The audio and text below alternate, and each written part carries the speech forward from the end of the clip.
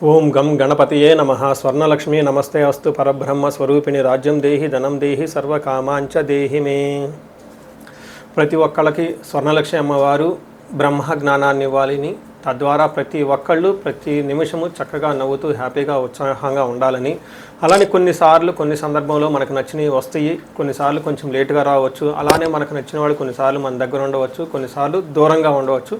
ప్రతి సందర్భంలో కూడా ప్రతి ఒక్కళ్ళు చక్కగా నవ్వుతూ హ్యాపీగా ఉండాలని, ఉత్సాహంగా ఉండాలని, అలానే మనస్తత్వం మనకి అమ్మవారు ఇవ్వాలని చెప్పేసి మనం కోరుకుందాం. అంతేకాకుండా అమ్మవారు మనకి ధనాన్ని ఇవ్వాలి, ఐశ్వర్యాన్ని ఇవ్వాలి, సర్వకామాంచ సిద్ధి, అనుకున్న ప్రతి కొరకు కూడా నెరవేరాలి. అట్లాంటి యొక్క అమ్మవారి యొక్క కృపా కటాక్షం మన మీద ఉండాలి. మనం ఎంతో ఉన్నతంగా ఎదగాలని చెప్పేసి మనం కోరుకుందాం. అంతేకాకుండా రాజ్యం దేహి, ప్రతి ఒక్కళ్ళకి ఒక అధికారము, పవరు, స్టేటస్, ఒక దర్జా, దర్పం, ఇవన్నీ కూడా ప్రతి ఒక్కరికి అమ్మవారికి మన అందరికీ ఇవ్వాలని చెప్పేసి మనం కోరుకుంటూ మనము మే మంత్ యొక్క రాశి ఫలాలు చెప్పుకుంటున్నాం. మే మంత్ రాశి ఫలాలు ఈ మంత్లో చాలా విశేషాలతో కూడుకొని ఉంది. ముందుగా ఒక 2 నిమిషాలు వాటి గురించి చర్చించుకొని తర్వాత 12 రాశుల గురించి మనం మాట్లాడుకుందాం. ఈ మాసం మనకు వెరీ ఇంట్రెస్టింగ్గా పౌర్ణమితో స్టార్ట్ అయ్యి ఈ మాసం అంతా అంటే మే మంత్ అంతా పౌర్ణమితో స్టార్ట్ అయ్యి పౌర్ణమితో ఎండ్ అయిపోతుంది. మనం చూసుకుంటే ఇందులో వైశాఖ మాస పౌర్ణమితో స్టార్ట్ అయ్యి జ్యేష్ఠ మాస పౌర్ణమికి మనకి మే మంత్ అంతా ఎండ్ అయిపోతుందని గమనించుకోవాలి. ఇందులో 3 ముఖ్యమైన విశేషాలు ఉన్నాయండి. ఒకటి, ఈ మంత్ మనకి బిగినింగ్లోనే బుద్ధ పూర్ణిమతో స్టార్ట్ అయిపోతుంది. దీన్ని గురు పూర్ణిమ అంటారు, బుద్ధ పూర్ణిమ అని అంటారు, వైశాఖ మాస పూర్ణిమ అంటారు. చాలా చాలా విశిష్టత కలిగిన పూర్ణిమ. పర్టికులర్గా గురువుకు సంబంధించి, చంద్రుడికి సంబంధించి ఎవరైనా కనుక దోషాలు ఉంటే ఆ రోజున మెడిటేషన్, ధ్యానం చేస్తే చాలా బాగుంటుంది. కొన్ని వైష్ణవ టెంపుల్లో విష్ణుమూర్తికి కళ్యాణ మహోత్సవం కూడా జరుపుతూ ఉంటారు. చాలా చోట్ల జాతరలన్నీ జరుపుతూ ఉంటారు. ఒక వెరీ ఇంట్రెస్టింగ్, చక్కగా బాగా ఎంజాయ్ చేయవలసిన పౌర్ణమి వైశాఖ మాస పౌర్ణమి. తర్వాత మనకి 12 తారీఖు హనుమత్ జయంతి ఉంది. ఇది చాలా చాలా ముఖ్యం. పర్టికులర్గా ఏలినాటి శని ఎవరికైతే ఉంటుందో, తర్వాత కుజదశ, కుజుడు అనుకూలంగా ఎవరికైతే ఉన్నారో వీళ్ళు ఈ హనుమత్ జయంతిని చక్కగా జరుపుకోవాలని నేను కోరుకుంటున్నాను. ఆస్ట్రాలజికల్గా అంటే జ్యోతిష శాస్త్రం ప్రకారం ఒక ముఖ్యమైన విషయం ఉందని అందరికీ బాగా తెలిసింది, కర్తరి అంటారు. అంటే సూర్యుడి కృతికా నక్షత్రంలో ప్రవేశించిన తర్వాత సూర్యుడి యొక్క తీవ్రత చాలా అధికంగా ఉంటుంది కాబట్టి ఈ 13 రోజులు 15 రోజులు కర్తరి అంటారు. ఈ రోజుల్లో ఎక్కువగా మంచి మంచి పనులు చేయకుండా నిషిద్ధం అని చెప్తూ ఉంటారు. అంటే ఈ మాసంలో కర్తరి వచ్చేటప్పటికి 11వ తారీఖున కర్తరి స్టార్ట్ అవుతుంది, 28వ తారీఖు కర్తరి ఎండ్ అయిపోతుంది అనమాట. ఈ ఉన్న మధ్యలో 15-16 రోజులు మనం చూసుకుంటే కర్తరి అంటారు. ఈ కర్తరిలో జనరల్గా బావులు తవ్వటాలు, తర్వాత వ్యవసాయానికి సంబంధించిన పనులు స్టార్ట్ చేయటాలు, వివాహాలకు సంబంధించి లేదా కొంచెం గృహప్రవేశాలు లాంటివి చేయకుండా ఉంటే మంచిది.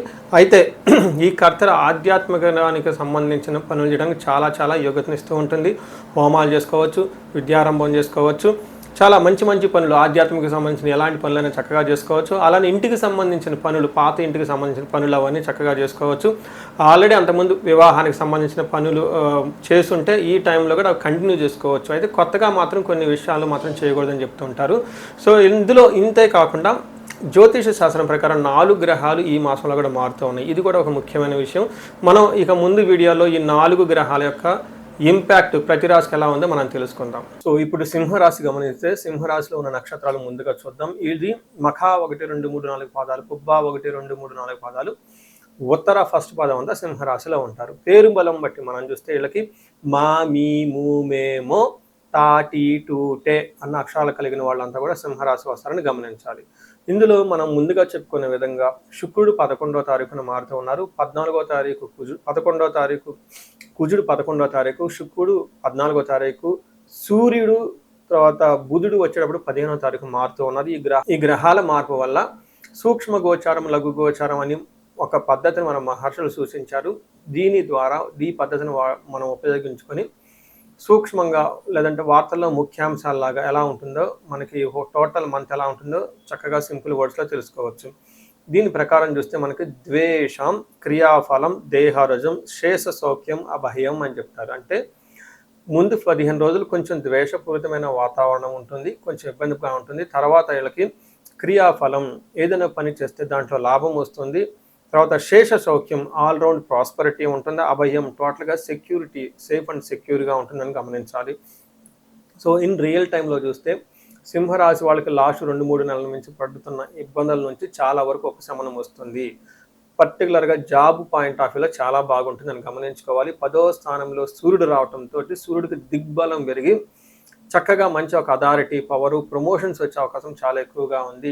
ఇదొక బెస్ట్ టైం. ఇప్పటిదాకా జాబులు ఎవరికైతే రాలేదో ఈ టైంలో జాబులు కావాల్సిన మంచి వాతావరణం ఈ రాశి వాళ్ళకు ఉందని గమనించుకోవచ్చు. మనకి 10వ స్థానంలో అంటే 9వ స్థానం నుంచి 15వ తారీఖు తర్వాత 10వ స్థానంలో మారటంతోటి దాదాపు వీళ్ళకి ఒక 2 నెలల పాటు ఒక మంచి టైం అయితే ఉందనుకోవాలి. అందులో ఫస్ట్ 15 రోజులు అంటే 10 నుంచి 15వ తారీఖు వరకు మోస్ట్ ఇంపార్టెంట్ టైము. ఈ టైంలో వీళ్ళకి అర్ధసిద్ధి సదా ఆరోగ్యం బంధుమిత్ర సమాగమ రాజదర్శనం సుసల్లాపో సుసౌఖ్యం దశమే రవి అని చెప్తారు. అంటే 10వ స్థానంలో రవి ఉంటే ఏమవుతుంది, అర్ధసిద్ధి, అనుకున్న పనులని సాధించుకుంటారు, ధనం బాగుంటుంది, ఆరోగ్యం బాగుంటుంది, బంధువులతోటి మిత్రులతోటి కలిసి చక్కగా సంప్రదింపులు చేస్తూ ఉంటారు. రాజదర్శనం, పై ఆఫీసులను కలవటము, తర్వాత గవర్నమెంట్ ఆఫీసులను కలవటము, మీకంటే పై వాళ్ళ ద్వారా కలవటము, వాళ్ళతో చక్కగా నిర్మాణాత్మకంగా చర్చించుకోవటము, ఇంటర్వ్యూలో అటెండ్ అయితే చక్కగా వాటిలో మీకు అనుకూలంగా ఉండే అవకాశం ఎక్కువ ఉందని గమనించాలి. ఓవరాల్గా చూసుకుంటే ఇంటికి సంబంధించిన వాతావరణంలో కొంచెం ఇబ్బందులుగా ఉన్నప్పటికీ కానీ వృత్తిరీత్యా చాలా చక్కగా రాణిస్తారని గమనించుకోవచ్చు. ఇదే టైంలో కుజుడు 9వ స్థానంలో ఉండటంతో మిక్స్డ్ రిజల్ట్ ఇస్తున్నాడు కుజుడు. ఏ ప్రకారంగా ఆశనాచ్చ ధనశూన్యం, శోషణం, దేహపీడనం. పర్టికులర్గా బేసికల్గా మనం చూసుకుంటే 9వ స్థానంలో కుజుడు ఉంటే తండ్రికి కొంచెం హెల్త్ విషయంగా బాగా ఉండకపోవటం, ధర్మచింతన లేదంటే ఇట్లాంటి వాటికి సంబంధించిన వ్యవహారాల్లో కొంచెం రూల్స్ తప్పి బయటికి వెళ్ళిపోయి వర్క్ చేయాల్సి ఉంటుంది. ఈ టైంలో స్థానభ్రష్టత్వం, ఉన్న పదవిని కూడా కోల్పోయే అవకాశం ఎక్కువగా ఉంటుంది, విరోధులు ఎక్కువ ఉంటారని గమనించాలి. అయితే సూర్యుని వల్ల ఉన్నత ఉద్యోగం వచ్చే అవకాశం ఎక్కువగా ఉంటుంది. ఇదే టైంలో ఉద్యోగాన్ని కోల్పోయే అవకాశం కూడా ఉంటుంది.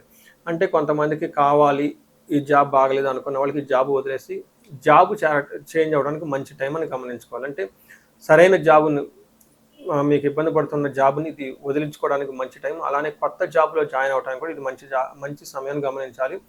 తర్వాత విపరీతమైన ఎక్స్పెండిచర్ ఎక్కువగా ఉంటుంది మీకు. అంటే ఓవర్ ఎక్స్పెండిచర్, ఎంత ఖర్చు పెట్టాలో అంత ఖర్చు పెట్టకుండా విపరీతంగా ఖర్చు పెట్టే అవకాశం ఉంటుంది. మీకు అనుకూలంగా శత్రువులు కూడా ఇబ్బందులు పెడతారని గమనించవచ్చు.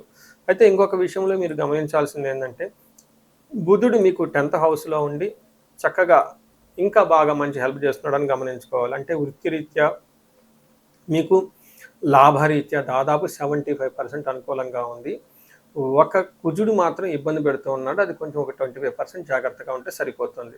అది ముందు శుక్రుడు వీళ్ళకి 11వ స్థానంలో ఉంటే ఏమవుతుంది, మనకేం చెప్తారంటే పుష్టిం కాంతిం తదా కీర్తి ఇష్ట సిద్ధి కార్య సాధనం క్షీరాన్న భోజనం కుర్య చక్రే ఏకాదశే ఫలం అంటారు. అంటే శుక్రుడు 11వ స్థానంలో ఉంటే పుష్టిం, శారీరకంగా చాలా పుష్టిగా ఉంటారు, కాంతివంతం కదా ఉంటారు, కీర్తి ప్రతిష్టలు పెరుగుతూ ఉంటుంది, ఇష్టసిద్ధి కార్యసాధకం. మీరు ఏదైనా ఈ టైంలో సాధించుకోవాలనుకుంటే ఒక బెస్ట్ టైంలో ఉన్నారని గమనించుకోవచ్చు. చక్కగా స్వీట్లు, తర్వాత మంచి భోజనం చేస్తూ హ్యాపీగా ఉండే టైం ఉంటుంది.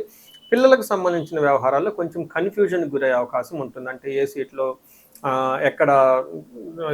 ఎందులో జాయిన్ చేస్తే బాగుంటుంది, అకాడమిక్స్ ఎలా ఉంటుంది, ఏంటి, వీటికి సంబంధించిన ఏ స్కూల్లో వేస్తే బాగుంటుంది అన్న విషయాల్లో కొంచెం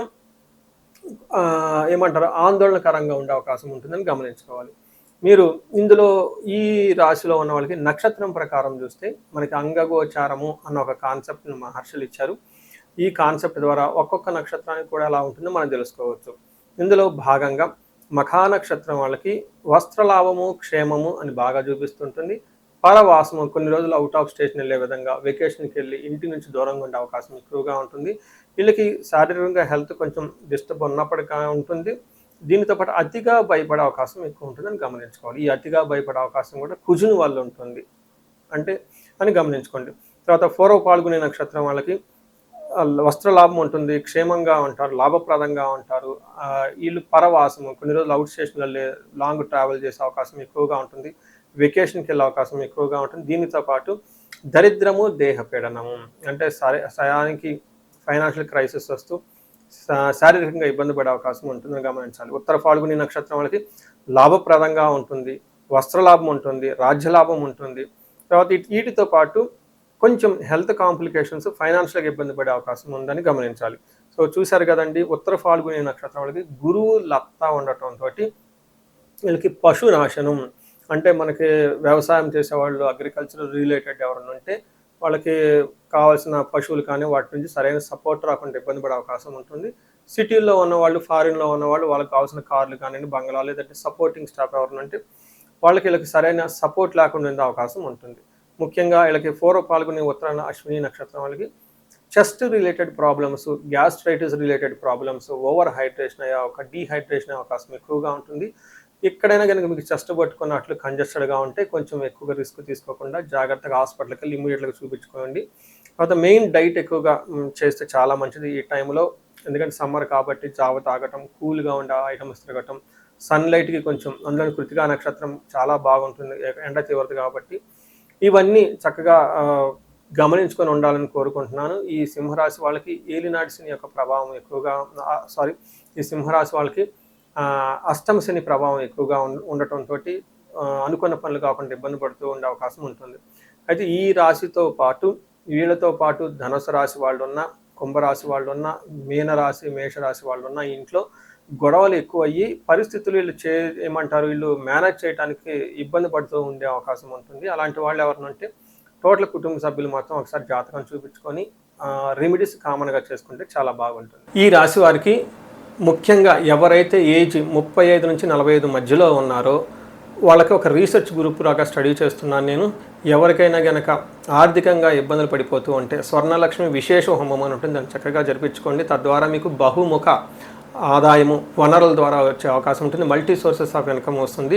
అంతేకాకుండా భార్యాభర్తల మధ్య చాలా చక్కగా అన్యోన్యంగా ఉండాలి, అభివృద్ధి జరగాలనుకున్నప్పుడు అన్యోన్య దాంపత్య పాశుపత అభిషేకము లేదా విశ్వావసు గంధర్వరాజ అభిషేకం అని ఉంటుంది, దాన్ని చక్కగా జరిపించండి.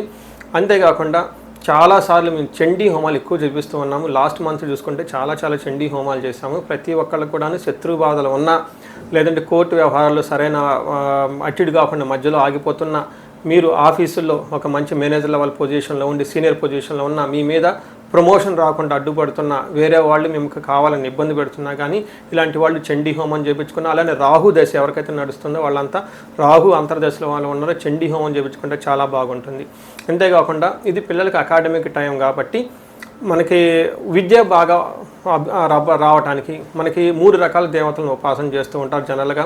హయగ్రీవ స్వామి, మేధా దక్షిణామూర్తి, నీలా సరస్వతి. మీ యొక్క ఇండివిజువల్ యొక్క జాతకం చూపించుకొని ఒక్కసారి ఆ యొక్క మీ యొక్క జాతకానికి అనుగుణంగా ఏ దేవతలకు సంబంధించిన ఉపాసన చేస్తే బాగుంటుంది, ఆరాధిస్తే బాగుంటుందో తెలుసుకొని తద్వారా ఆ యొక్క దేవతలకు పర్టికులర్ మేధా దక్షిణామూర్తికి మూలమంత్ర జపము, హోమము, దానాలు ఇవన్నీ చేసుకుంటే ఉంటే అకాడమిక్స్లో పెర్ఫార్మెన్స్ వచ్చే అవకాశం ఎక్కువ ఉంటుంది.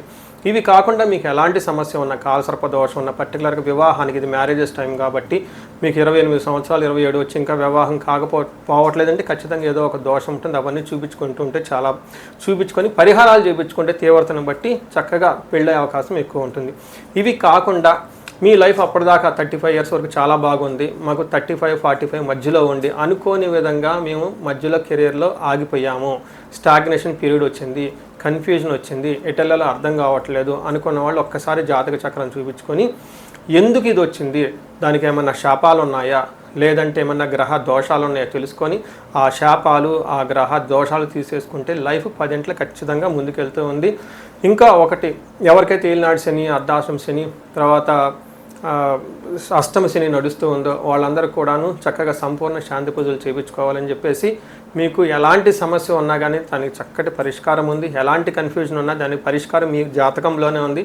చక్కగా పరిష్కారాలు చేసుకొని మీరు జీవితంలో 10 ఇంతలు ముందుకు ఎదగాలని, మీకు అష్టైశ్వర్యాలు కలగాలి, భోగభాగ్యం కలగాలి, చక్కగా సమాజంలో ఉన్నతంగా ఉండాలని చెప్పేసి నేను కోరుకుంటున్నాను.